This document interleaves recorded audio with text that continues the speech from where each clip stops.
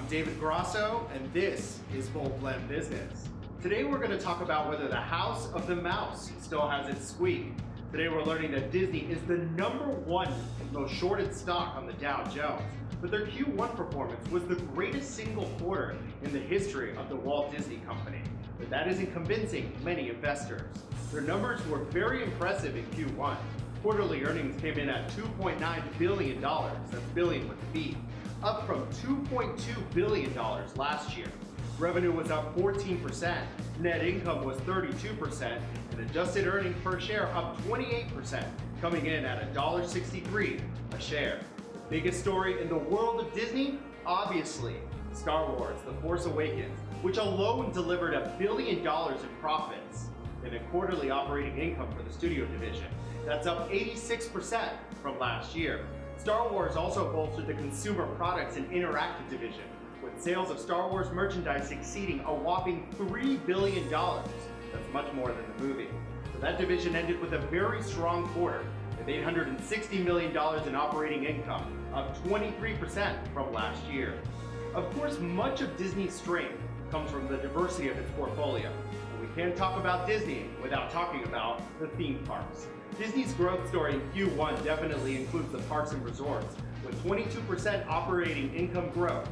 Considering a one-day ticket to Walt Disney World costs more than $100, park attendance is up 10%, per capita spending is up 7%, and the cruise lines recorded its best first quarter in history despite one of its ships being dry docked. It's all good news.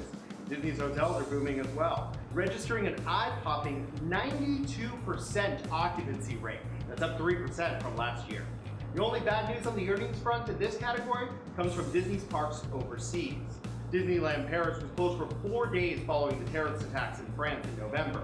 Additionally, Shanghai Disney's operating costs are coming in higher than expected.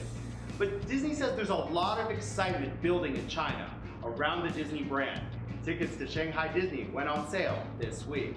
Finally, let's talk about the elephant in the room at the House of the Mouse. That, of course, is ESPN. Disney is above all a media empire, and their media presence is their biggest revenue driver. While revenues for the quarter increased 8% to $6.3 billion, operating income decreased 6% to $1.4 billion. This decrease is largely because of troubles at ESPN.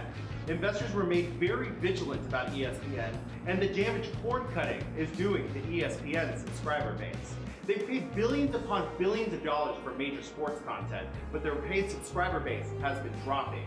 Disney says they expect ESPN to deliver revenue growth, and that some of their subscribers are returning to ESPN because of lower cost packages offered by Dish TV. Disney says 200 million, or 4 out of 5 every American adults, engage with ESPN on some platform every single month. So there you have it, the House of the Mouse still has its squeak. Q1 performance was still the greatest quarter in the history of the Walt Disney Company. Nevertheless, doubts remain about the company's ability to continue its stellar performance amidst a changing media landscape. For Bold Business, I'm David Grasso.